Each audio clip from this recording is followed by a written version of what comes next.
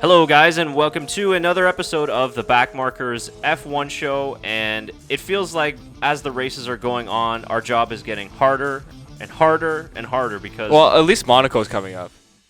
just a jungle of overtaking in Monaco, right? Oh. Plenty to talk about. Yeah, Spain was just wow, flyer. What a race! Incredible. One of the best races of recent memory, I think. In the next 1,000 Grand Prix, that when we have a celebration for F1 2000, we're gonna be remembering the Spanish Grand When you're Prix. sitting down with your kids telling them about the best F1 memories, you'll be talking about I'm going to be talking 2019 about the complete domination of Mercedes all year. with tears. Yeah, crying. Well, I mean, to be fair to them, I just want to give them a real special shout out because what they did after the race was unbelievable. I forget his name. I believe it was Harry. He was just he's a sick boy that is terminally ill. And send Lewis Hamilton a good luck message before the race. Clearly it worked because Lewis won the race, obviously. But after they sent, I believe his name was Harry. Forgive me if I'm wrong. I think you're right, yeah. I think Harry Shaw, I think. Okay.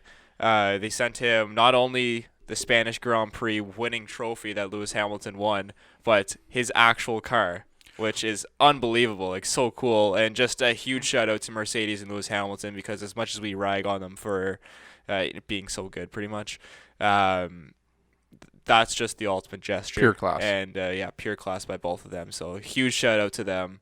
And well done. You really showed why we love sports so much. But yeah, I mean that car was literally like in their front yard. Yeah. And so yeah, very well done from Mercedes. I'm not sure. I don't think Lewis got to meet the kid. But still. Yeah. Unreal. I mean, to get his medal and his car is still a pretty big deal. Yeah. I mean, for obviously, like he's in an awful scenario, and we wish him the best and the best health he could have.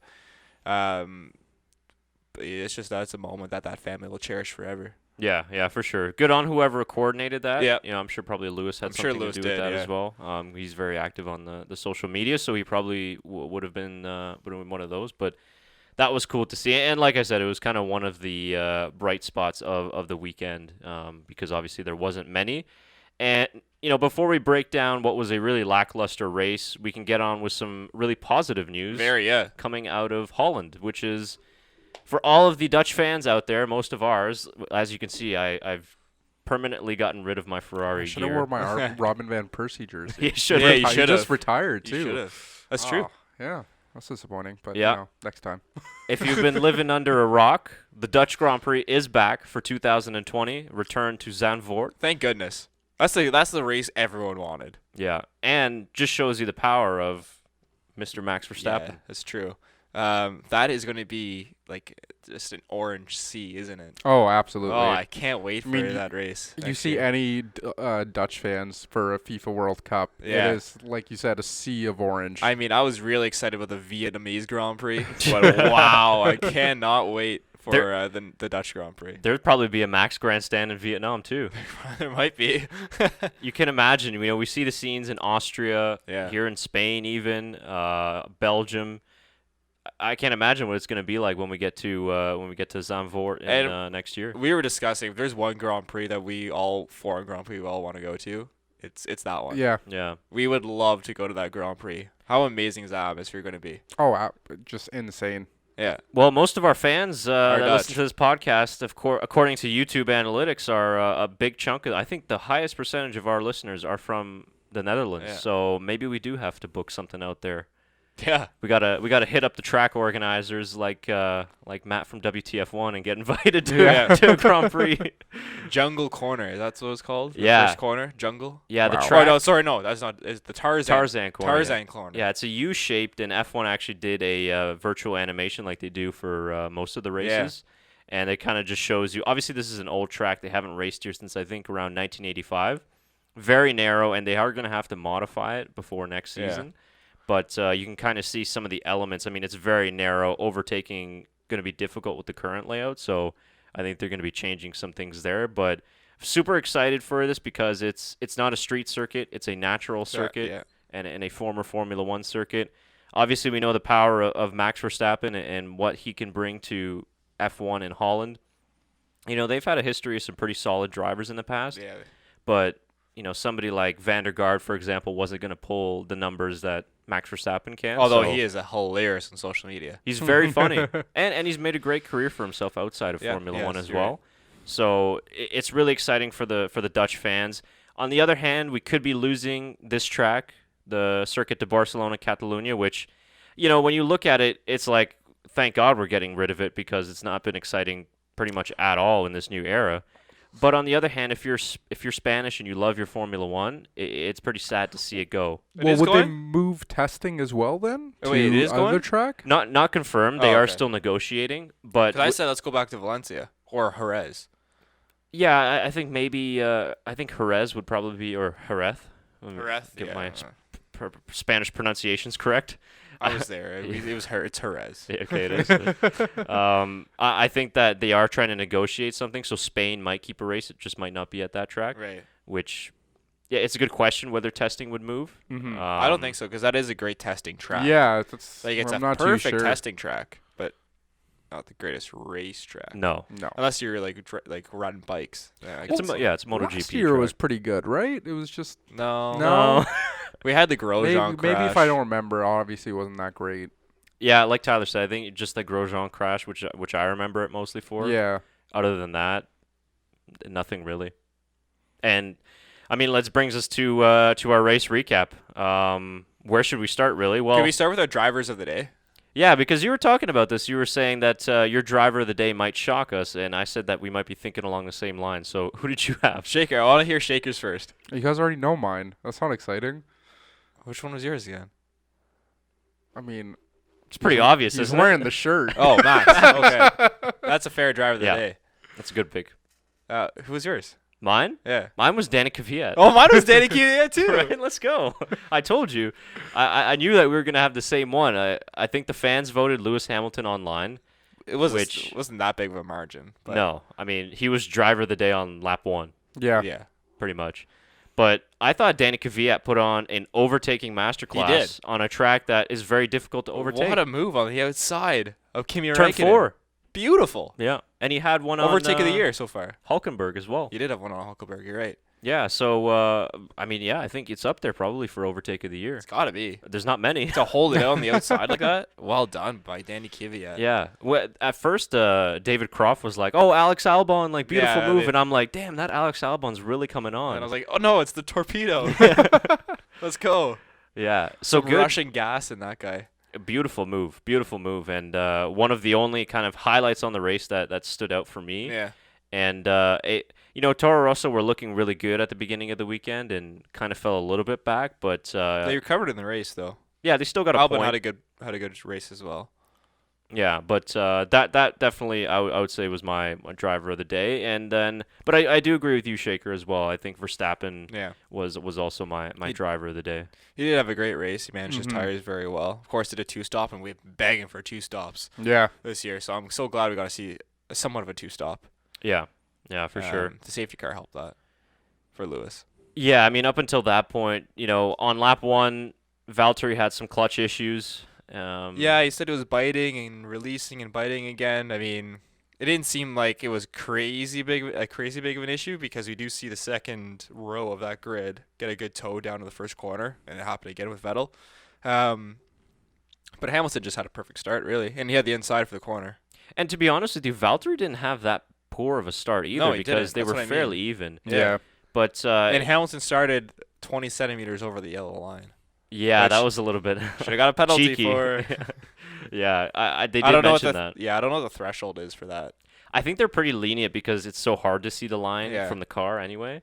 I just do it on purpose every race then. Yeah, but they do move it a little bit close. Yeah. That's for sure.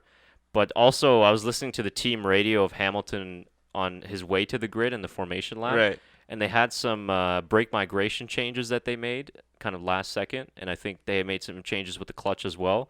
So they were sort of saying that was kind of the reason why he had a better start than Valtteri. Oh, Valtteri So- won't be happy about that. No, and he was very pissed off. You could tell post-race, and he wanted to find out what the issues were right away. So Yeah. that's kind of the championship driver in him starting to come out a little bit now. Yeah. Oh, absolutely. Yeah. We're seeing things like that. I thought you were gonna say No, something. no, I was just agreeing with you. Yeah. And really the race was decided in turn one, and much of that story has been 2019 Formula One season so far. You can't blame Vettel, in my opinion, for sending it on turn one. That was his only option. No, he had to. I mean, it sucked that he locked up so much. Yeah. Because he was basically Fred Flintstone out there with I mean, square that's wheels. going to be Vettel's story of the year, locking up multiple times. Yeah, you're right. Yeah. You are right. It's unfortunate, but it's what happened like every second race so far. Yeah. But like you said, Chris, he had to make that move. He had to push on along the outside, and if he didn't lock up, he actually probably would have picked P2. Probably. It kind of actually hurt Valtteri as well because he had to sort of be wary of Vettel on his left side, and Hamilton was able to squeeze through. But yeah, maybe if it would have been 50 meters longer that straight, he probably could have been able to overtake at least one Mercedes. But at this point, even if he would have gotten by both of them, They would have been by him in lap 5. Yeah, for sure. It just sort of fell apart after that. And then the running gag of Ferrari and their strategy team, which is obviously their car is struggling very much. So in terms of strategy, it's hard for them to get it right. Well, you have to be aggressive. Yeah, but I mean, other than that, they were just so lazy or just so inconsistent with pulling the trigger and when they had to do team orders. And Vettel was asking for the team orders because of that flat spot, and he said, let Charles go by, pit me as soon as you can. But it seemed like Ferrari once again was just confused as to when to make the decision. I think a lot of that goes on Matteo Bonatti's shoulders, and that they should have maybe kept what's his face, gray hair, Maurizio, yeah. I would disagree with that. I think that do you actually know that he's the team principal and technical director? Yes, I did know Really? that. I did not know that. I did not know that. I thought, because he was, I guess, the technical director last year. Yeah. And when they promoted him, they just didn't find a replacement. No, because he's so good at technical directing. Right. Huh. But Mercedes has a separate guy for that. Yeah. Yeah. So I was quite surprised that was the case. And I'm like, well, yeah, no shit that they're messing everything up when this guy's got 80 different things that he's got to worry about. Yeah. So yeah, maybe that's a role they have to fill. But I don't know who they fill it with. I don't know that side of technical F1. And I don't think the answer either is to just fire him because No, I don't think so. But I don't know if it's is it because he's just not used to having to make these decisions that's why the strategy is all fucked up. Yeah, they need Pardon my language. I don't. That's the first time I think I've sworn in the year and a half. It shows how angry we are after these races. But no, I would agree. There has to be more of a consistent and clear plan, because you hear the frustration in the drivers' team radios, not just this race, but China, for example. They just want to know what's going on. Even Sebastian was asking, "Are we on different strategies?" Yeah. Because they pitted Leclerc on the harder tire, which wasn't a bad idea at the time. I was okay with the call, and I think I was still okay with the call after the race. With no safety car, it might have worked. Yeah, I don't mind the call. They had to try something different. Someone had to do it, I guess. Yeah, they didn't have any new soft tires, so. Should we talk about the safety car then? Yes. Norris and Stroll. I was like, what caused it again? Yeah, Norris and Stroll. Obviously, Norris had a great run into turn 1. Went on the outside of Stroll, which led into the inside in turn 2. Couldn't get the move done. And Stroll cut him off / Norris stuck his nose where he shouldn't have. Mm-hmm. Racing incident in the end. That ended the day of both drivers, unfortunately. Kind of something that wasn't needed. Yeah. For both of them. I think Norris is to blame in that one, but more prominently than Stroll. And that's just because he should have backed out going into turn 2, realizing there, 1, was no room, and 2, the move wasn't going to get done if he stuck it on the inside anyways, just to preserve his race. But I guess he just left it in there, and he saw what happened. He punted Stroll into the gravel trap and wrecked the front end of his car. That's how I saw it too. Yep. I think Stroll had the racing line, and Norris was a little bit too optimistic to try and overtake in that scenario. And when you noticed it in the slow motion as well, Stroll was a good half a car length or half a meter or so ahead of Lando Norris into that corner. So, yeah, I would put the blame there on Lando Norris. And you're right, it was just an unnecessary overtake at that point. And that's a problem with the track like Barcelona is you got to bide your time and overtake at least on the DRS zones, because it's kind of really one of the only areas. If you're Danny Kvyat, you've got some more options there. Yeah. Danny Turn 3 Kvyat and 4. overtakes where he wants. Yeah, it doesn't matter for him. But yeah, it's a frustrating weekend for Lance Stroll and Racing Point. He had the FP1 crash. Yeah. Racing Point's upgrades just didn't work, and they were way, way off the pace and far behind in the race as well. So they weren't. I expected them to be a lot higher with these upgrades, and it just didn't really happen. No, it didn't. And my pick of McLaren being 6 and 7 didn't pan out either. It didn't really show that strong of a car. Yeah. It was the Haas team which we didn't expect to do so well, did so well. Yeah. Double points finish. Double points finish, and obviously a little bit of drama, but it wasn't really that much drama, because if you watch the post race, Kevin Magnussen was like, "No, me and Grosjean both didn't want that. Like, it was just an unfortunate. Like, we just didn't mean to do it. Like, it was an accident." And even Gunther Steiner on the team radio afterwards, which shows that he's a very good leader. He got on the radio and he said to Magnussen, he's like, "Kevin, calm down. Come and see me after the race." Yeah. He's like, "I'm the first one you see after the race." What she wasn't. Right. It was Jensen Button. Yeah. Well, you might have seen him before then. No, he said he didn't. Oh, he didn't? Interview. Oh, okay, yeah. okay. And then he told Grosjean as well, like, calm down, don't worry, I'll work it out. Yeah, and but even like when he said that to Magnussen said, responded to him and said, "Honestly, we didn't mean to. Like, it was a complete accident. Like there's nothing there. Like, I'm sure he didn't want it either." It's like, that's not what we need to be doing, and we both know that. Yeah. So that there's nothing there. It's just one of those racing incidents where Grosjean got a little loose, not spun up, but kind of collided into Magnussen, and off they went anyways. Magnussen had a great run going forward after that, though.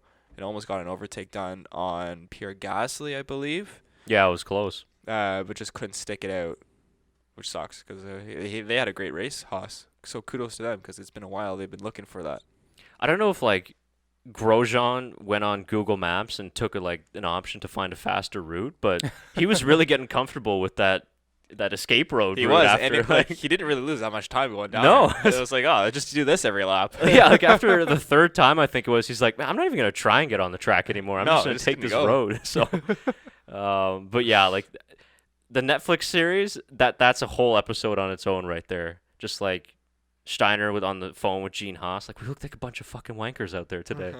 That's all I was picturing, because it was the same thing that they did in Australia like that. So, but all in all, a good step forward for Haas, considering where their weekends were. Yeah. In the last 2-3 weeks. So they didn't struggle as much in tires, I felt. So No, maybe they they didn't. fixed it with their upgrades as well on the floor. Maybe they should give that to Ferrari. Yeah, seriously. They weren't even running the new engine. Oh, they didn't in the end? No, and they were pretty far up in the speed traps too. So, yeah. But kudos to them. yeah, at this point for Ferrari, I mean, at this track, engine power, it's not the biggest concern. Yeah, and neither is Monaco Right. coming up next. Right. And I wanted to actually touch on that a little bit about the car upgrades that were brought on. And we've been trying to figure out last couple of races, what's the issue exactly with Ferrari. And I was telling you this just before we went on the show, that in preseason testing, there was an unknown secret F1 aerodynamicist who works for one of the teams. Obviously, he stays anonymous because he doesn't want to lose his job. Don't blame him. Yeah, exactly. He'd be fired if people found out who he was. But he did a breakdown of season preview in terms of what the design area the cars went to, which teams, and what are the advantages, disadvantages. And that article kind of circulated around after this weekend because it's pretty spot on to what is happening right now. And I got the image here of he did a sort of graphic breakdown of the airflow on the cars of Mercedes and Ferrari. So we'll put that up so everybody at home can also see.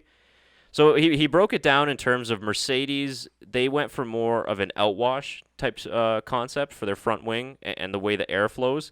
And obviously that's the biggest thing that the aero engineers were trying to do in the last couple of years, was to try and get that air thrown out to the side and away from the car, which it makes it difficult this year because of the inlets on the little wing that they got rid of, the smaller barge boards, smaller brake ducts and things like that.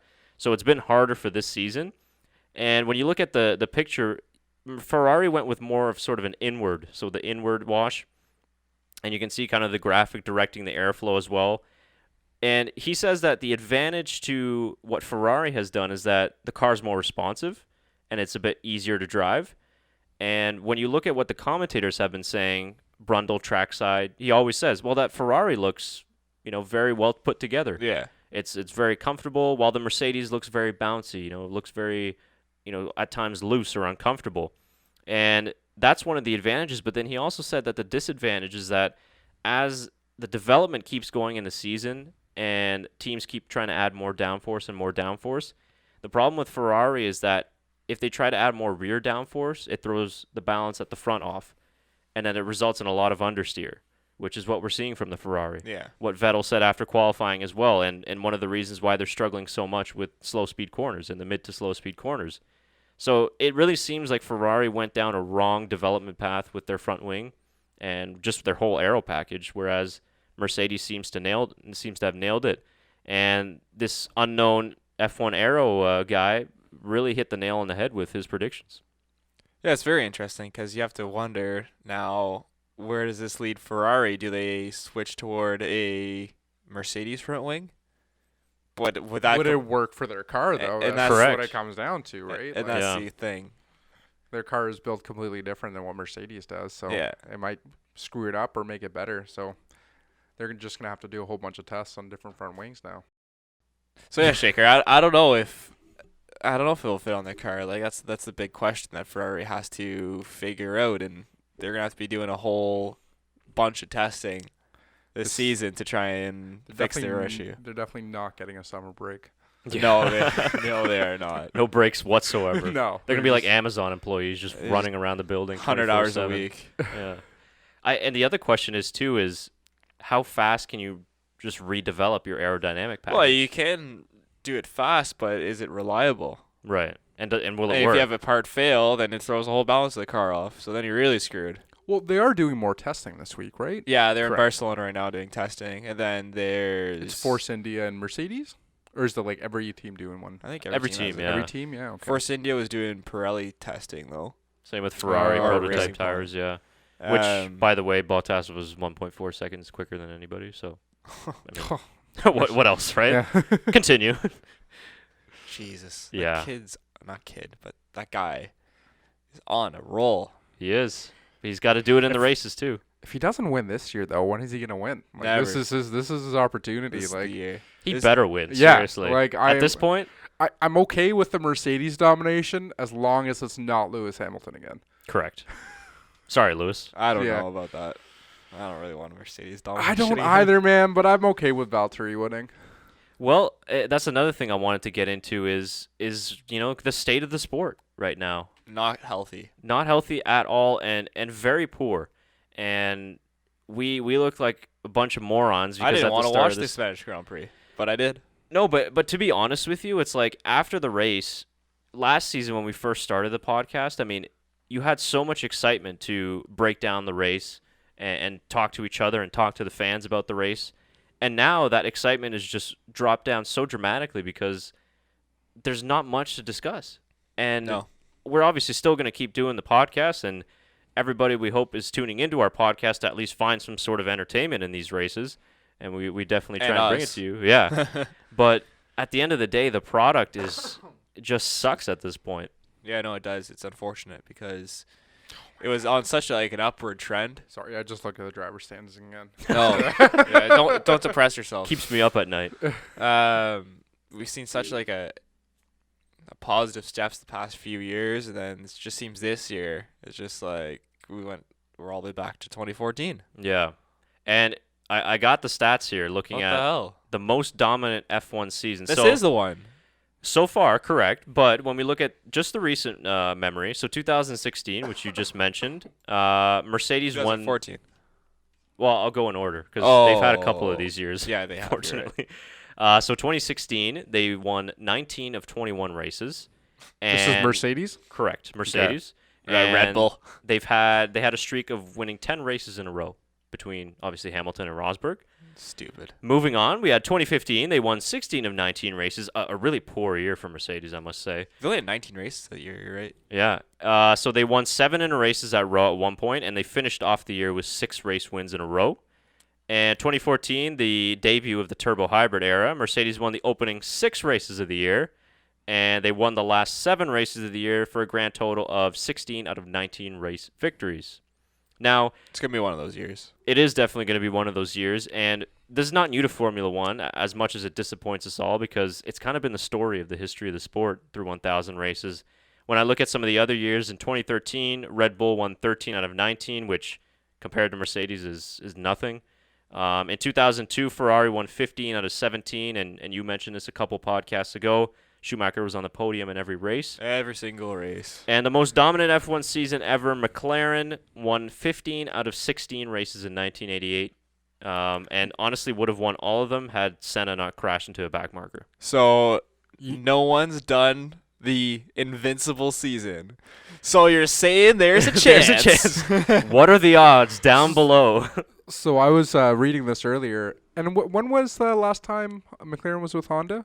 It didn't go very well, eh? Yeah, it was like, what, 2 years ago now? that McLaren? they separated? Yeah. So this 1988 domination you were talking about was done with the Honda engine. Correct. It was, you're right. Yeah. So Yeah, the new generation fans are like, what? What? Honda and McLaren Honda, winning? yeah. Yeah, they were very dominant together Good for old a while. days. Yeah.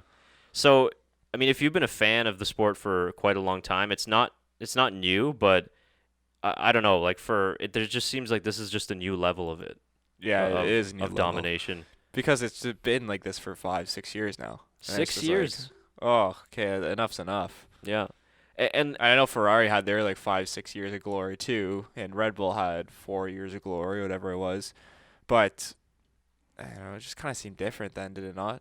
well, when you look at the Red Bull era, they were still competitive seasons. 2010 championship came down to the last race between 4 drivers. 2012 similar situation, I think, between 2 or 3 drivers. 2011, 2013 was more dominant, but at least you had Pastor Maldonado winning races and Mark Webber and Fernando and Pastor. Kimi even as well with Lotus, right? I mean, you had Lotus. That Lotus was, was Yeah, up there. Lotus was up there. right. So, but the Mercedes domination, I don't know the exact stats, but they've won like either 70 or 80% of the races in this turbo era, or Yeah. turbo hybrid era, excuse me. So the domination is just to another level. And like I said, if the championship was close and they won 5 in a row, you just tip your cap to them. Yeah, absolutely. And we don't blame Mercedes for being that good. You know, you're not going to come in and tell them to stop. I think this really relies on Formula One management and the FIA. Yeah. And they got to come in and just change the whole dynamic because they're going to lose fans. They're going to lose races because it's just not going to be financially viable anymore. Yeah. And the people online that are saying, oh, well, you know, just go watch another series or, well, you know, because you see that. It's like as fans and as people who consume the product, you have every right to voice your complaints when it's not But it good. is the premier motorsport, right? We look Correct. at F1 as the top tier, and fans want to follow the top tier. But you have to make the top tier exciting. Yeah. I mean, it'd be like how soccer is in Real Madrid or Barcelona winning every year. Yeah. Yeah, for until this year. Atletico came in. Wow, no, until Tottenham came in. What's up, boys? It's not Spanish football.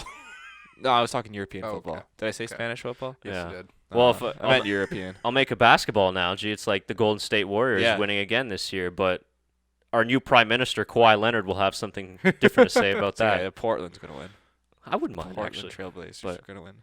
I'm going, we the North. Anybody but Golden State. Yeah, it would be nice. Yeah. Yeah. But People in Denmark, some random guy in Denmark watching this is like, who's Kawhi? Europeans know their basketball. European basketball Yeah, is it's very become quite strong. popular They there. do actually. You're Yeah, right. we got Lithuania. Luka Doncic, my man Jonas Valanciunas. Hey, Luka Doncic got. Didn't he get like beat No. up outside of a? That's bar? Kristaps Oh, Porzingis. Porzingis. Same. Close enough. Close enough. They are teammates now, so there you go. But it's the same thing in everything, and you're completely right. And it's funny looking at the parallels. The IndyCar race on Saturday, I watched only the first 10, 15 laps or so at Indianapolis. Incredibly exciting. And lead changes. Pagano won the race. He started way down in the field. IndyCar has the formula so right. Correct. And it's because everyone has to have the same chassis. Yeah, and there's only Huh. 2 engine manufacturers. Yeah. And the aero is a lot more simplified. And, you know, Alex Rossi was poking fun at F1. He's like, oh, top 5 separated by 45 seconds. How exciting. And their whole field is separated by 45, like less than 45 seconds. It's like 20 seconds. So when It's you unbelievable racing, IndyCar. It's Right? the best. It is, for the bang for your buck, the most exciting racing in motorsport at a premier level. yeah, Personally, I think I love watching IndyCar, but the problem is that it's not that popular. But if you got the IndyCar mentality into Formula One, you'd have a winning product. correct. Yeah. I completely agree.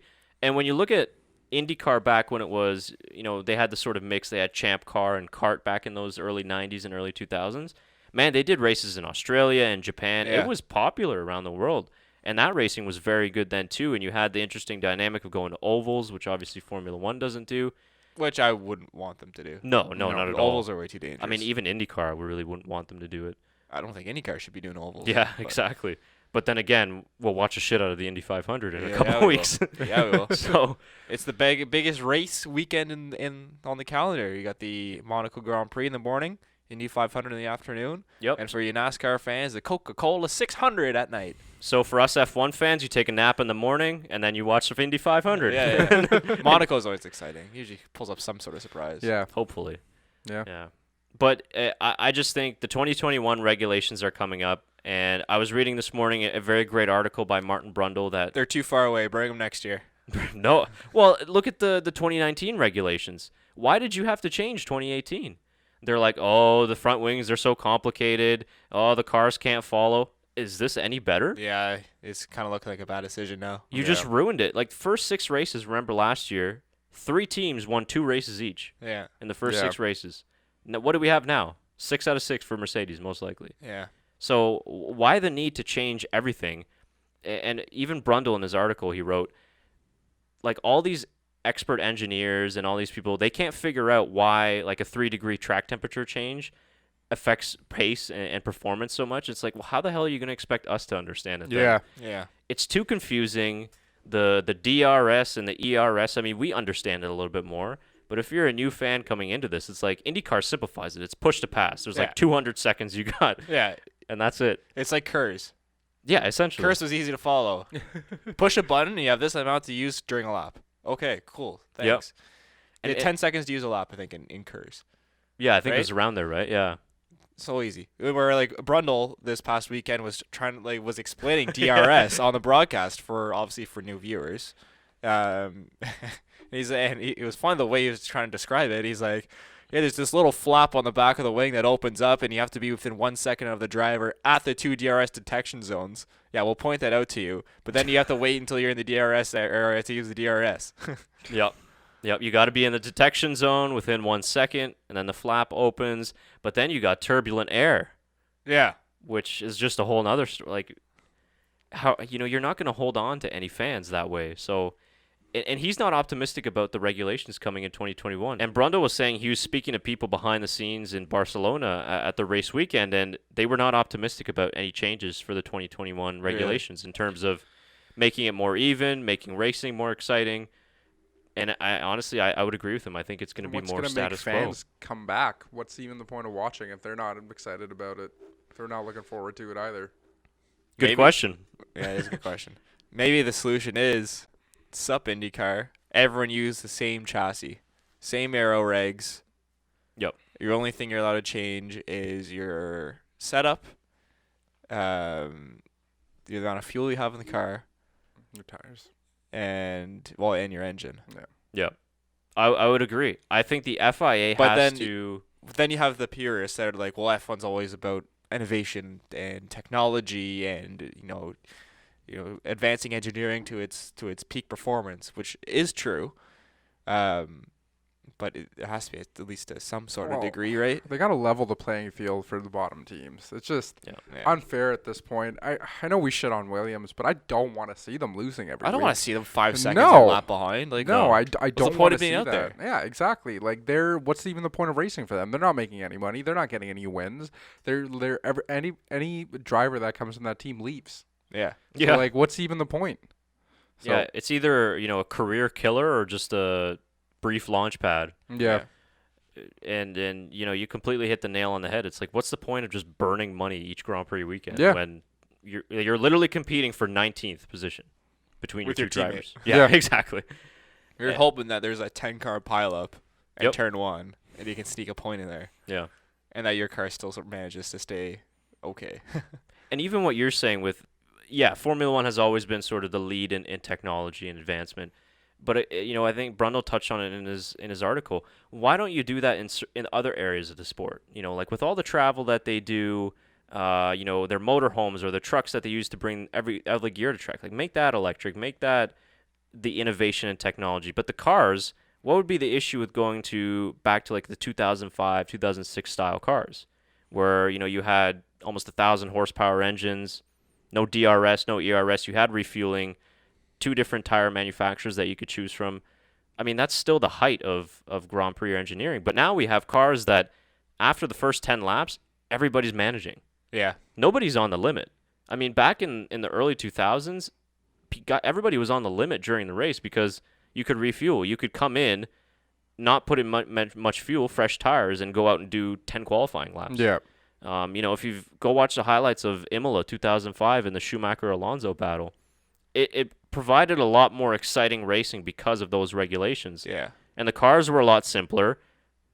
Don't even get me started on the engine sound compared to what it is today. We've beat that horse to death many times on this show. So, with all the I get the move to electric or hydrogen fuel cell cars or whatever it is, but it's funny because like Aston Martin, who's with Red Bull, and Ferrari and Mercedes, they're still producing like V8, V12 road car engines. Yeah. Yeah. And they're like, probably one of the best luxury car sellers that are doing that. So I just don't see the need to go this turbo hybrid era when nobody understands the technology unless you're within the sport and it's not competitive. Yeah, I know what I never understood why like Aston Martin, Red Bull Racing, and obviously like McLaren. Why aren't they allowed to use their own engines? Why can't they? Well, they can. They just don't choose to develop them. I think it comes back to cost again, right? Just the amount of money, especially with these engines. Yeah. Well, it comes down to cost, but how much money would you be getting back if you were to use them? If McLaren was using their own engine instead of Renault, they would probably make a lot of money back with just by using their McLaren. But then there's the whole developing it, right? They haven't developed it, and they end up like Honda in their first year. That's just shit. They develop a supercar every single year. Yeah, I think they can do it. Yeah, that's true. Yeah. They just released 2 supercars in the last 2 years. I'm sure they can put some money and time aside to build an F1 engine. Yeah, they for sure. That's an interesting point. Yeah. Again, it definitely won't happen for 2021. I think the FIA, like you said with IndyCar, they almost need to build the car for the team, and the only thing that you should be able to change is put the engine you put into it and like the tires, and that's it. Because the problem is that they're involving the team with the negotiations. And that is never going to result in fair competition. Because if you're Mercedes, why the hell would you want to even out the playing field when you just won 5 world championships in a row? Yeah, exactly. Ferrari, same thing. Even though they haven't won a championship in 10 years, but in the 2000s, when they were dominating. So Mercedes aren't going to go, what would be great if we evened out the playing field and we're going to be battling Racing Point and 6 other teams for the championship. Great, let's do that. They're not going to ever agree to that. Yeah. So if you eliminate the teams from negotiations and you set out, here, this is what you can do, we're going to simplify everything, and then it's going to come down to the best driver. Because right now, the engineers and the technicians and the aerodynamicists, they're winning the championships, not the drivers. Yeah. And when we've got world champions like Vettel, Hamilton on the grid, Alonso, who got pushed out of Formula One because of how shit everything was in McLaren and the whole sport in general, we're seeing these guys' careers get wasted because the battle is not on the track; it's in the wind tunnel.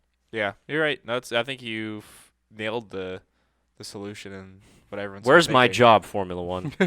Well, they probably won't hire me after that. Not for that. The races would be a lot more IndyCar might hire interesting you. if you guys the way IndyCar's doing it. You guys said they only had two engines to choose from.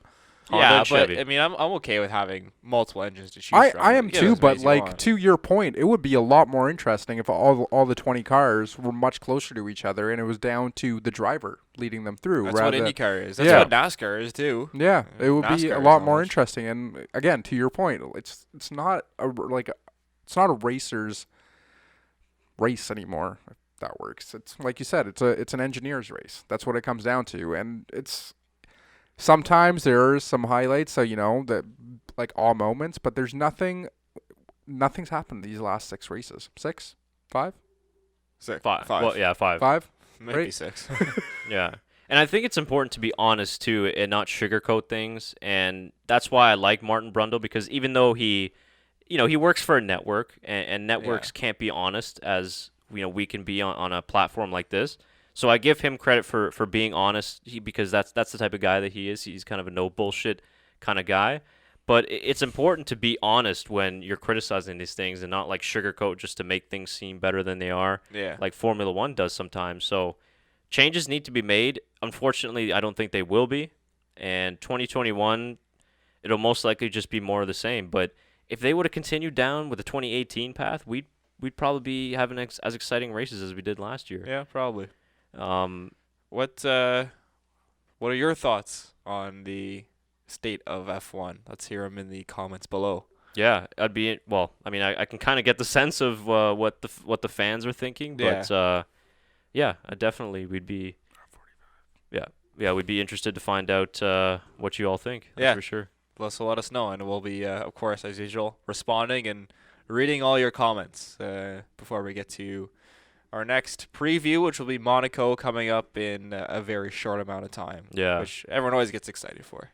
Yeah, one of the crown jewels of the sport, and we actually had some fan questions that came in. Oh, for this really? week. Yeah. Oh, lovely. That's cool. Well, I put it out on Twitter. I was like, you know what, the race sucked.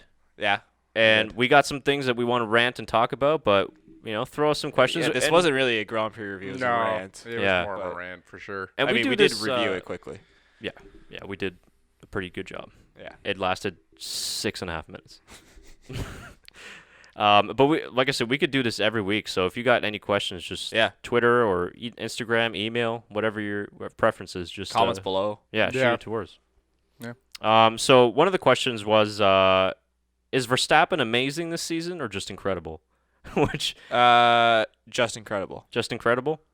I would go with just incredible. The fact that he hasn't managed to crash yet. That's amazing. That's amazing. That's amazing. That is amazing. No, he's been very good, but you just, I think it's a mix. I think why he's being kind of thought of as so amazing right now is because Pierre Gasly hasn't been nearly as good as he should be. Because let's face it, Gasly, there is a talent there, but it just hasn't fit in. And it seemed like he did. Now the Spanish Grand Prix, he had a good race, finishing sixth, I believe. Yeah. So good for him. But I think that it's not a Max Verstappen domination where he's keeping up with the Mercedes out of nowhere. But that's more his car. The car is underperforming. I know, but if he was having the top of the line season, he'd be doing that. Right. Which he's not. Yeah. He is having an incredible season. Don't get me wrong. Fantastic by Verstappen. Just, I wouldn't put it out there as the best season he's ever had in his career. I think he's... No.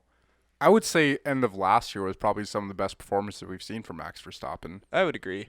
But he is having a very good season. Yep. The fact that he's keeping up with Ferrari, when you guys were talking about best overtakes, I was thinking of his in Baku against Charles Leclerc or Vettel. I can't remember. Anyways, that's the overtake I was thinking of.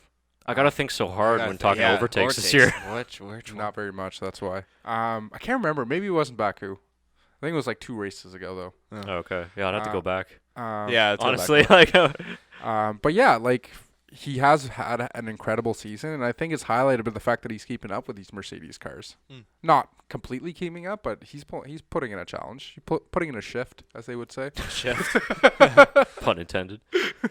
I think the battle we'll see from now on will be Ferrari, Red Bull. Yeah, I think Ferrari can forget about challenging Mercedes. And another one, when we're talking about great drivers, there's another one, Max Verstappen. Yep. Who, fantastic. Because of the lack of the performance in his car, can't battle for race wins most likely this year, with the exception of Monaco, I think, which we'll get into our preview. Yeah, we will. Yeah, I'll wait for for the preview. But I mean, there's another guy, and he might force Red Bull's hand in the next couple of years to say, hey, you know what? You guys aren't going to give me a championship-winning car.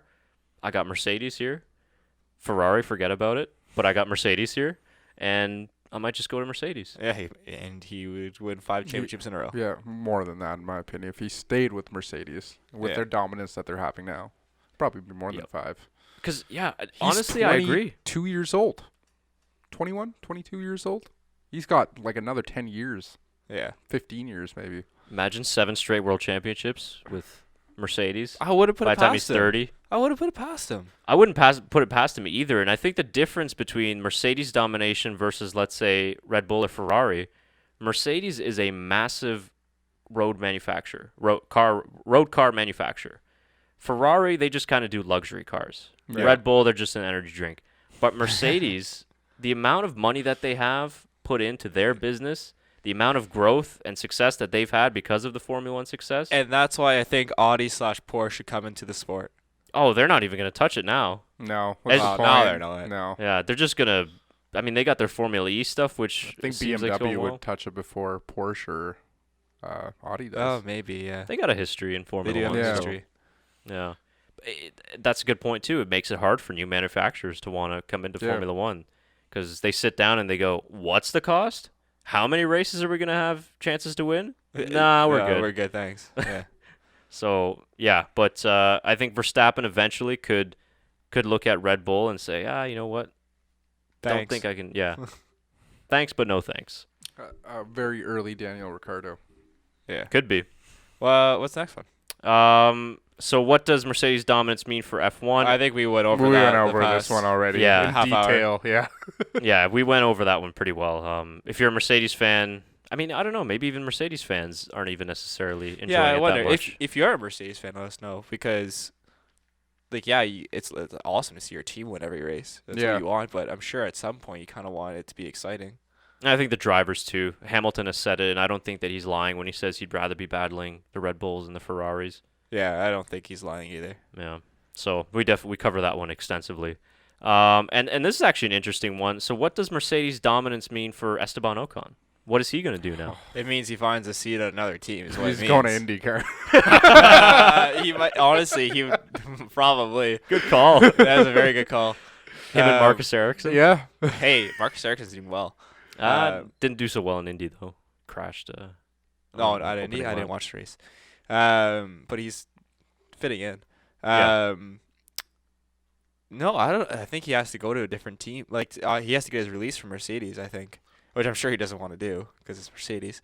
But if he wants to have an F1 seat, he's gonna have to do something. He's going to have Yep. to. He's gonna have to move somewhere. Because of the shifts that Valtteri and, well, I mean, Lewis is Lewis is Are Lewis. doing this year. I don't think he's getting a seat on And he that doesn't team. go to Ferrari. No. He No. could go to Red Bull. Could be a If they- replacement if Max leaves. Gasly. Ooh, guys. No. Do you remember Max and I Ocon? said this. Yeah, I said this a couple weeks ago. That's what I'm. I don't think Let's start Max the and petition. Ocon are very good friends. They'll work it out. That'll be fine. Man, guys. Multi-12, Sam. Multi-12. Multi-12, ST. Yeah. Yeah. Or he, no, he wouldn't go to Renault. I guess he Williams. No, he No. wouldn't go there. I don't Yeah. think. I think he's too good to go to Williams. Yeah, as much as he wants a seat, I don't think he'd How- go to Williams. Haas? You think he goes to Haas and replaces Grosjean? No. No. That's Ferrari. Too much Ferrari there. I'm saying he gets his release from Mercedes. Oh, if he gets if he gets his release, Yeah. yeah. It's a good team for him. I think they're a midfield competitor. Yeah. Maybe Racing Point if Lance No, doesn't. I No, we're just kidding. He won't go back to racing. There's Point. too much sponsorship from Perez and Lance Stroll Yeah, for them. there's for, so much North that American seat money is there. locked in. There's too much Stroll in that yeah, team. They're locked in for 5 years. Yeah. Well, actually, I don't think he'll go to Williams, because I think Nicholas Latifi is going to go to Williams. And I would have next to year. agree. Yeah, and we didn't do much of an F2 breakdown in this recap, but I honestly didn't. I know Latifi won the sprint race, I believe. feature. I only Feature watched the race? feature race, the one that he won. Yeah, he won in the feature race, and then De Vries won the sprint race. Yeah, no, I didn't get to watch either, but I did see the highlights. Yeah, no, another really good race in Grand Prix weekend from Nicholas Latifi, and he's got a big lead in the championship now. The F2 races are exciting. Much more exciting than the F1 races. They are. I mean, I only watched one of the two, but it was good. Very good. Yeah. So I think Latifi, he's testing the car this week in Barcelona. And another thing on the Esteban Ocon thing, Mercedes put Nikita Mazepin in the car this week and not Ocon. Yeah. And I think that is because they have to fulfill their young driver requirements. But Valtteri tested the car. So, I mean, okay, he could do more hours in the car. That's fine. But wouldn't you sort of expect Esteban to get a chance to test the car? Yeah. we've had 2 in-season tests so far, and George Russell did the one in Bahrain, and we haven't seen Ocon so far. So He is the test driver. he is, right? He's the not test just the driver. reserve driver. Yeah, He's also the no, test he's driver. the Yeah. test driver. So I found that very interesting. But I think options are running out. Unless Hamilton, I've heard crazy rumors that Mercedes discussed a Hamilton move to Ferrari. Bullshit. What surprised Why? me is Mercedes talked about it, not Ferrari. Why? Mercedes. I don't know. The challenge? I guess it would be a challenge, yeah. Him and Seb together would be fun teammates. Oh, I think it would be him and Leclerc. I think so too. But him and Seb together would be fun teammates. That would be a fun team. Yeah. If he thought British media was harsh, whew, Oh, that'd be interesting. it would be very. Well, that'd throw the sport for a loop. Then we'd be all ready to go again for next season. Yeah. We'll see. I mean, just Where wild would Seb rumors. go then? Mercedes. Retire. Back to Red Bull. Toro Rosso. 3. All right, there's 5 answers there. Nope. IndyCar. IndyCar is the solution Yeah. for everyone. Everybody goes to IndyCar. That's the solution for sure. We'll see. We'll see. And I think that was that the last question? that was the last question. So well, if you have more questions, we can hit it in our Monaco Grand Prix preview. that's right. So let us know. Coming up in 2 weeks' time. We love your questions. Yeah, we like to interact. So what have we had so far? We got the state of F1.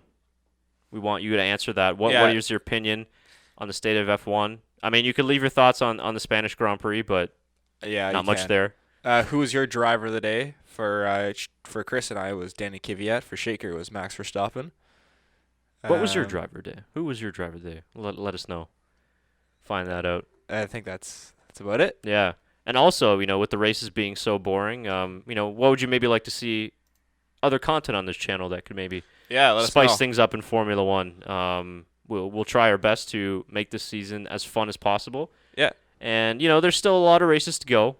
And I'm holding on to an inch of optimism for Valtteri to win the championship. I'm holding on that's for an pretty inch. much all we have at this point, right? I'm holding on for an inch of optimism that Mercedes get penalized for some sort of illegal thing, and then Oh man, if there all was of a sudden something it's blown illegal, wide open. they would have looked into it already. Yeah, they would have. You're right. They're Germans, though. They've got do that everything covered. perfectly. Yeah, I mean, They're so well done. they just work so well together. Imagine being so- German, just perfect all the time. Oh, Unless you're Vettel. yeah, that's true. That's another kind of thing. So That's true. yeah. Oh well.